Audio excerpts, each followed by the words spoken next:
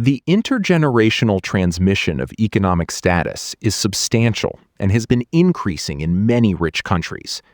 As financialization deepens, wealth traits become as heritable as height. They wrote that in 2002. 2 decades later, and it reads like a weather report from the day after tomorrow.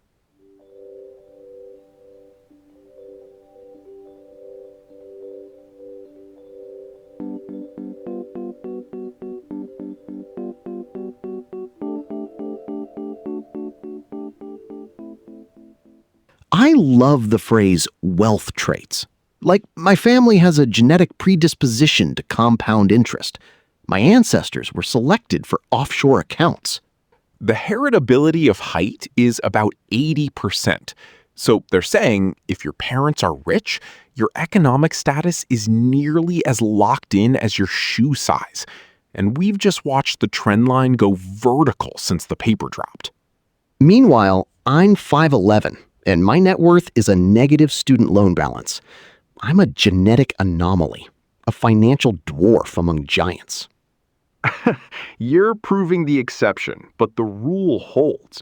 The Chetty data from a few years ago shows that absolute mobility, earning more than your parents, collapsed from 90% for kids born in 1940 to 50% for kids born in the 1980s. And that was before the housing market went thermonuclear.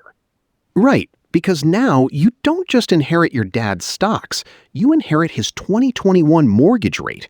If your parents bought a house before 2020, you've already won a genetic lottery that locks in a monthly payment half what I pay for a one-bedroom with a toilet that's technically in the shower. That's the financialization part, right? Before, wealth was factories or land, things you could touch, and inheriting it required lawyers and horses. Now it's a portfolio of index funds that compounds while you sleep. Your lineage becomes a yield curve. Your great-grandmother opened a Vanguard account in 1976, and now you're constitutionally incapable of earning less than 6 figures from dividends alone.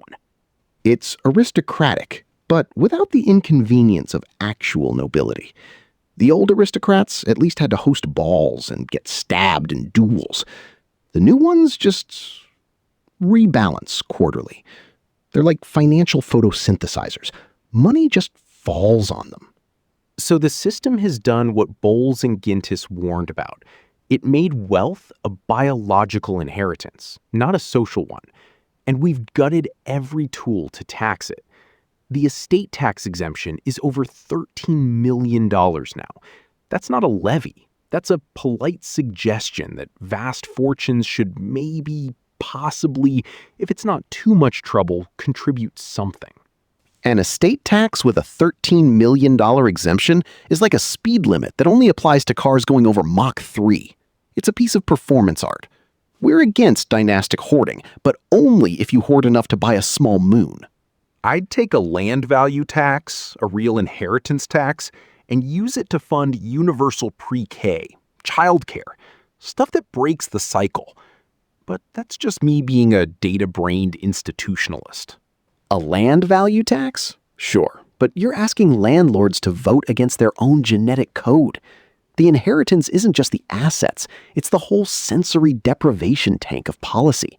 The lobbying, the donor class, the think tanks that rebrand inherited wealth as hard-working family businesses. I saw a Reddit thread the other day where people were arguing that the estate tax is a death penalty for small farms. Small farms in 2026. That's not an argument. It's a heritage commercial for the American aristocracy. But you can design it to exclude actual small farms and hit the truly massive transfers. That's the thing. I think the tools exist.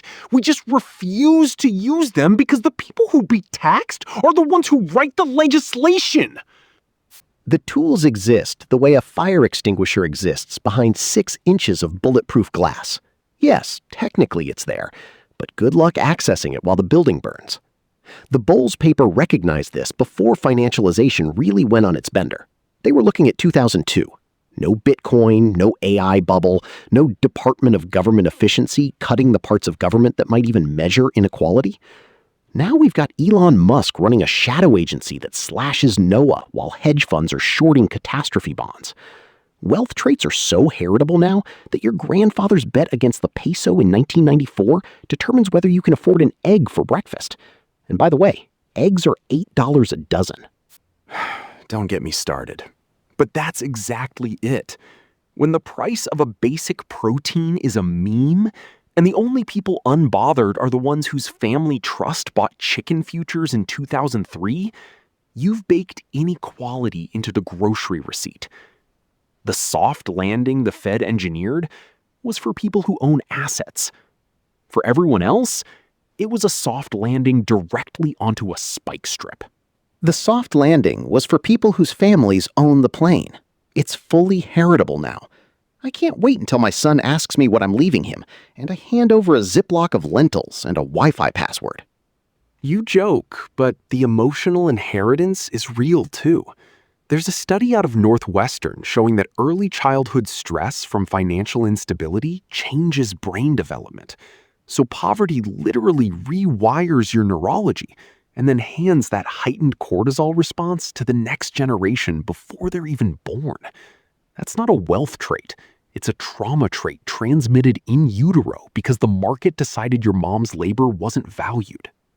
So when they say as heritable as height, they really mean as heritable as a congenital condition.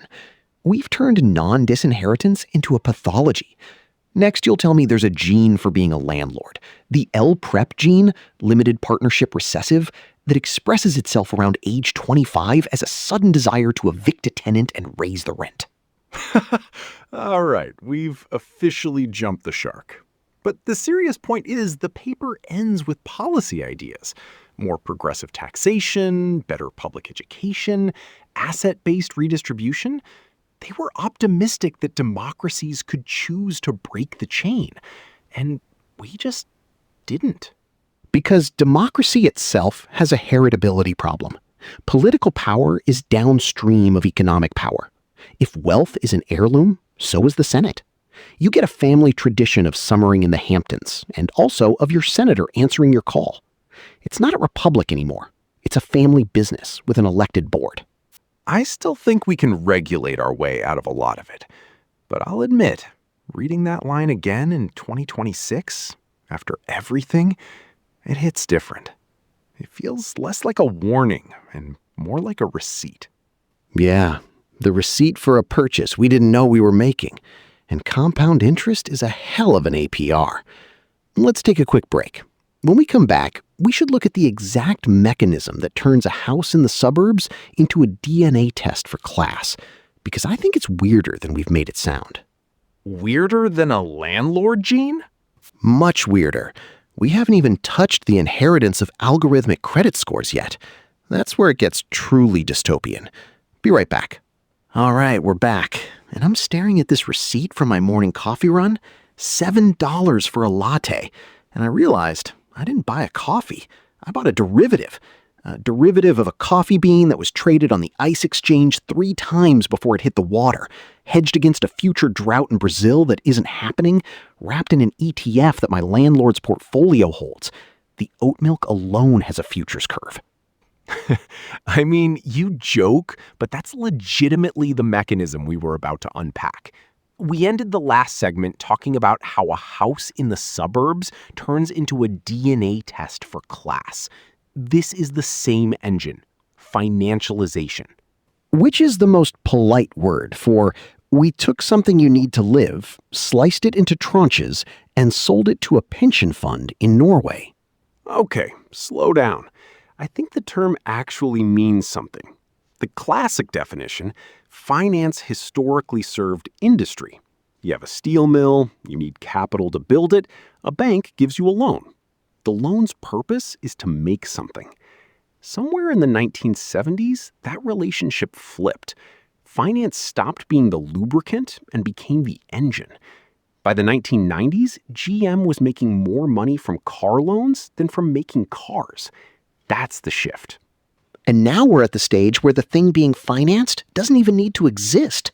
My coffee isn't a coffee. It's a cash flow from my habitual caffeine addiction, bundled with thousands of other addicts, rated by Moody's, and sold to yield-chasing investors. The coffee is incidental. It could be a bowl of soup. Oh wait, 5 years ago today, a cat was full of soup, and the internet was never the same. Sorry, trending topics are bleeding into my consciousness. Fair, but there's a version of this that isn't cartoonishly evil. Futures markets for agricultural commodities, they actually let farmers lock in prices and plan. If a wheat farmer can sell a contract for delivery 6 months out, she knows she can pay for seed. That's genuine risk management. Right, that's the public radio defense of derivatives. And then you look at what Goldman Sachs did in the early 2010s, cornering aluminum warehouses in Detroit to game the supply chain and inflate the price of your Coke can by a few cents. That's not a farmer hedging. That's a bank inserting itself between raw material and consumer and taking a vig just for having a server farm in New Jersey. No, I agree. That's manipulation. But the concept itself, pooling risk, creating liquidity, that's how we got the 30-year fixed mortgage. Before Fannie Mae, before modern mortgage-backed securities, you basically needed a rich uncle to buy a house. The financialization of housing made homeownership possible for millions. And then immediately turned homeownership into a leveraged bet on the creditworthiness of strangers in Florida. We all saw The Big Short. The machine didn't stop after 2008. It just metastasized. Now you've got algorithmic rent pricing, YieldStar, RealPage, basically a cartel masquerading as software, where landlords in a city coincidentally all raise rents by the same amount because a black box algorithm told them to. That's financialization on the consumption side. Your need for shelter is a perpetually extractable data stream. Yeah, the rent collusion thing is genuinely just illegal. There are lawsuits. That's the part where I'd say, this isn't a problem with markets, it's a problem with enforcement. Antitrust law exists. We just stopped using it for 40 years. And why did we stop using it? Because the people who benefit from the financialization of everything also fund the campaigns of the people who write the rules. That's the closed loop. You can't regulate your way out of a system that has already purchased the regulatory apparatus. This is my whole thing, man. Look, I'm not naive about regulatory capture. But I've seen what happens when you try to definancialize by fiat. You get capital flight, you get credit crunches. There's a center lane. Make the SEC actually do its job. Ban algorithmic rent pricing. Force private equity landlords to register as public utilities if they hold above a certain percentage of a city's housing stock. I'm trying to operate in the world that exists. I'm operating in the world that exists too. And in that world, Blackstone just issued an Investor Day deck explaining how single-family rental homes are an emerging asset class with superior risk-adjusted returns. An asset class. That's a euphemism for we bought your kid's future neighborhood at scale. And because they can borrow at institutional rates, way cheaper than any family can get a mortgage, they'll outbid everyone, forever. The house is no longer a home. It's a warehouse for rent checks, and the yield gets repackaged into a security that your own 401k might hold. So now you're a micro-landlord extracting value from yourself? Oh, that's the ultimate Ouroboros. The same pension fund that represents a teacher's retirement is also the equity behind the REIT that's jacking up her daughter's rent on a one-bedroom. And no individual can see the whole chain because it's been engineered not to be visible. That's the design. Opacity is the product. Which brings us to the real horror, financializing social relationships. I don't just mean Venmo transaction data being packaged and sold to advertisers, which it is. I mean dating apps. Tinder's revenue model? If you pay for super likes and premium visibility, you're literally capitalizing your hope. And that hope is priced on a dynamic yield curve, depending on how lonely the algorithm judges you to be at 11 p.m. on a Tuesday. Okay, that's a bit loose, but the mechanism is real. Student loans, the financialization of human potential. Sally Mae issues a security backed by the expected future earnings of a 19-year-old who's been told their entire personhood depends on a degree. That 19-year-old can't declare bankruptcy on it. It's debt serfdom with a tranche structure. And now we have income share agreements, the Silicon Valley remix. You don't pay tuition up front, you pay a percentage of your income for the next decade. It's literally equity in a human being. You are the IPO of Marty Corp, and the investors get their cut before you do. At least when you buy a share of Apple, Tim Cook can't stay up at night anxious about disappointing you. Well, maybe he can, but the power asymmetry is completely inverted. You're doing the thing where you make it sound like a dystopian sci-fi novel. But the core insight, that future labor has a present value and you can finance against it, that's also how any society invests in its people. The difference is terms. If an ISA caps payments at a reasonable percentage and sunsets after 10 years and is contingent on actual income, that's arguably better than a fixed loan that accrues interest while you're unemployed. Arguably, in the same way that a mild form of leprosy is better. The premise itself is degrading. We're not talking about education as a public good. We're talking about it as a private asset to be securitized. And that's the quiet victory of financialization. It's not just that everything becomes an asset, it's that we internalize the logic. We start thinking of ourselves as portfolios, investing in my network, leveraging my personal brand. We're doing PR for our own liquidation event. No, but that's been true of labor markets for a century. The difference is now it's explicit instead of hidden behind corporate loyalty theater. The old model was work at IBM for 40 years, get a gold watch. The new model is you're a free agent, optimize your skill stack. That's not financialization, that's just the dissolution of the social contract that protected people from markets. I'd argue the financialization part is the one that lets you borrow against your future self at all. Before credit cards and student loans, if you were poor and smart, you stayed poor. Consumer credit was a democratizing force. Until you trip. Because the interest compounds, the fees stack, and the credit score, that little algorithmic judgment, follows you like a shadow. You said earlier, the inheritance of algorithmic credit scores. That's where it becomes intergenerational. If your parents co-signed your loans, their credit gets wrecked. If they can't help with a down payment because they're paying off their own debt, you start adulthood in a deeper hole. Financialization doesn't just extract from you. It extracts from the future you haven't lived yet and the past you're still paying for. It's a time-traveling tax. That's actually a terrifying way to put it. The asset is your entire lineage's cash flows, the mortgage-backed security of your family tree. And the house always wins. Not just the house, the algorithms, the platforms, the institutions that are too big to fail but too fundamentally extractive to ever be fair. This is a rigged casino. The question isn't whether the chips are stacked, it's that we're forced to play, and the only way out is to be born with chips. I still think you can rewrite the rules. The CFPB was doing good work before the current administration decided to starve it. The Consumer Financial Protection Bureau clawed back billions in junk fees. That's not revolution, it's just basic cop work. But I'll give you this. The cop has been defunded, and the casino is now running the Oversight Committee. And the Oversight Committee's avatar is a meme coin called Dollar Trump that briefly had a $15 billion market cap before crashing.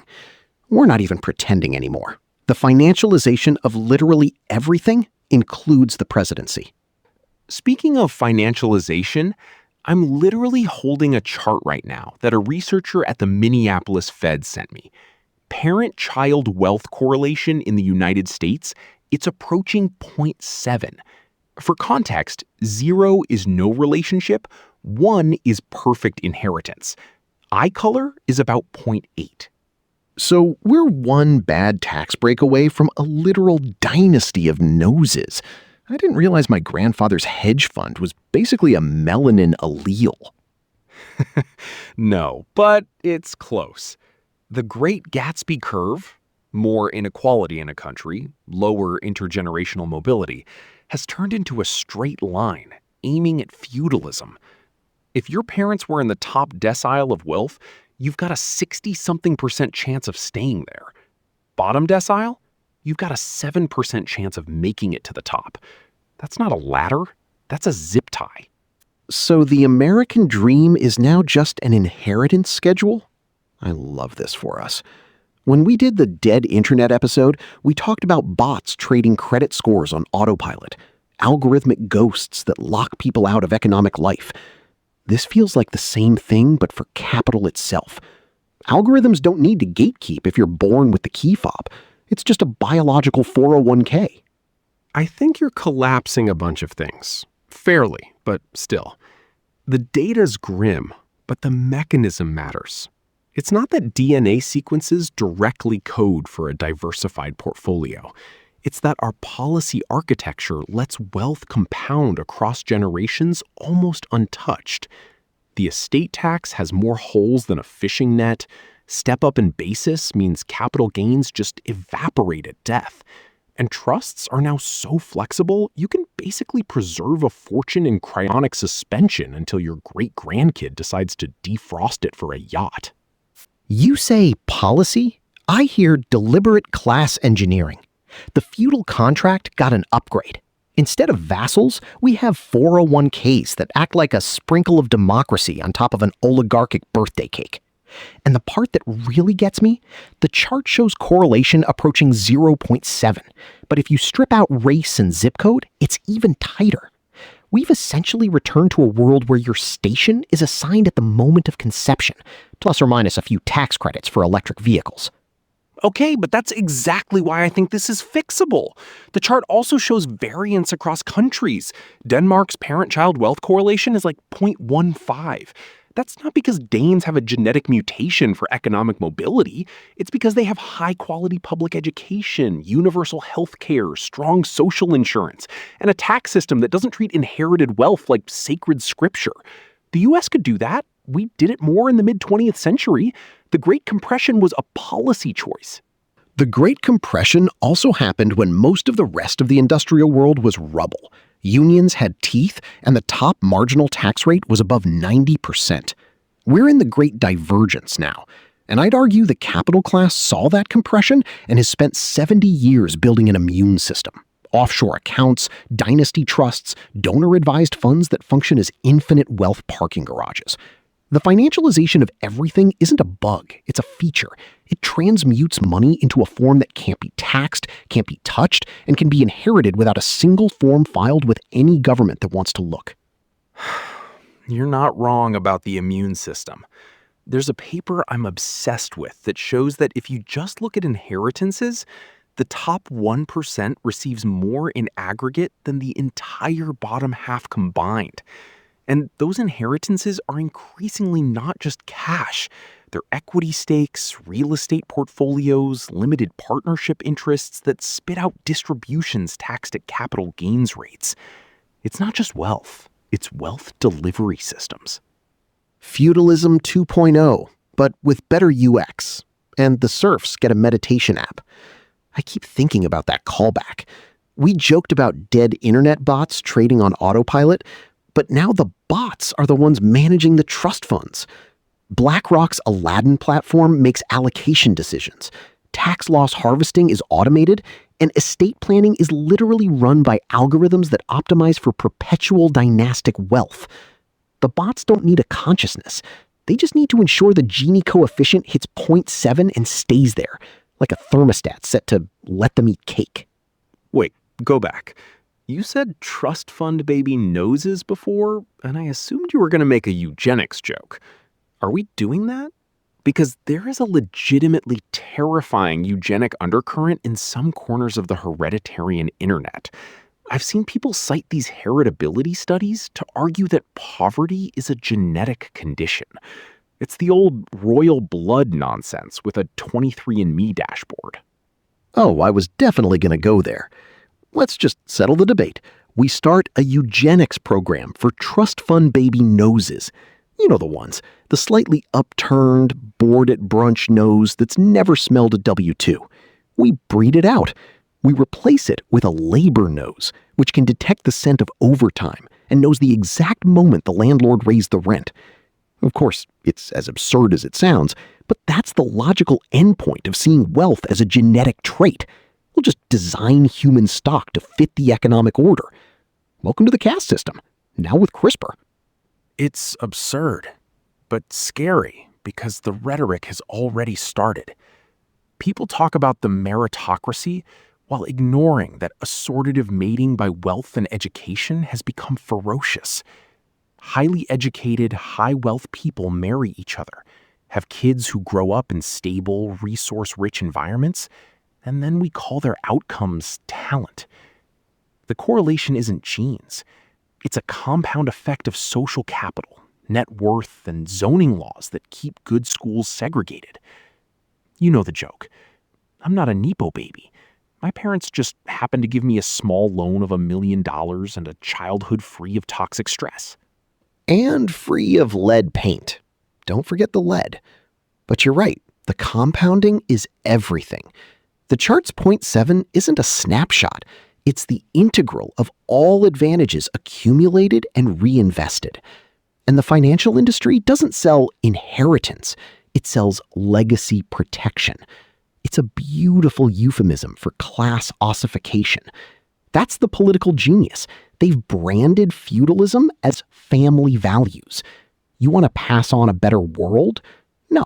You want to pass on a tax-free estate with a step-up basis. And you'll vote for anyone who calls that preserving the American dream. And yet I still believe we could change the denominator. If you taxed wealth, not income, but wealth, above some extremely high threshold, you could fund the kind of universal endowments that kids need. Baby bonds, for example. Literally give every child a government-funded trust at birth, seated with a sliding scale based on family wealth. That's not redistribution after the game. That's resetting the starting line. Some countries are experimenting with this. It doesn't require a revolution, just a recognition that a 0.7 correlation is a market failure, not a natural law. I hear you, and I love the baby bonds idea. I'd buy the t-shirt. But the same people who engineered that 0.7 correlation also own the political process that would need to pass baby bonds. The chart is a map, and the map has a little note on it that says, "Here be lobbyists." It's not just a technical problem, it's a power problem. The moment anyone proposes something that genuinely threatens intergenerational wealth concentration, the superstructure wakes up. Dark money, think tanks, economic freedom indexes, the whole edifice. It's like trying to perform open-heart surgery on a surgeon who's actively holding a scalpel to your throat. So what's the move? Just accept the permanent aristocracy? Because I can't live with that. I see the data. I know the structural forces. But the alternative to fixing the system is, well, you making jokes about breeding the noses out of the gentry while the bots trade our futures. That's not a strategy. I don't have a strategy. I have a diagnosis. The diagnosis is the financialized heredity of wealth is the end state of a logic that treats capital as a person with rights and human beings as contingent. The bots aren't the problem. They're the symptom of a world where fiduciary duty to capital has become a moral imperative. The only way to break a 0.7 correlation is to make it politically and socially unacceptable to be a dynastic rentier. That's not a policy, that's a vibe shift. And I think the vibe, right now, is still obsessed with being the dynasty, rather than dismantling the throne.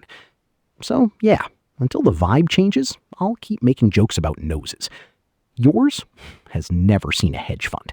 You have a beautiful public library nose. I'm going to take that as a compliment, even though I know you're just deflecting from the hard part. All right, we should take a break. When we come back, we're going to talk about something equally grim, but with more spreadsheets. Probably. Maybe the break is just us staring at the chart, realizing our great-grandchildren's economic fate was determined the moment someone YOLO'd into index funds in 1987.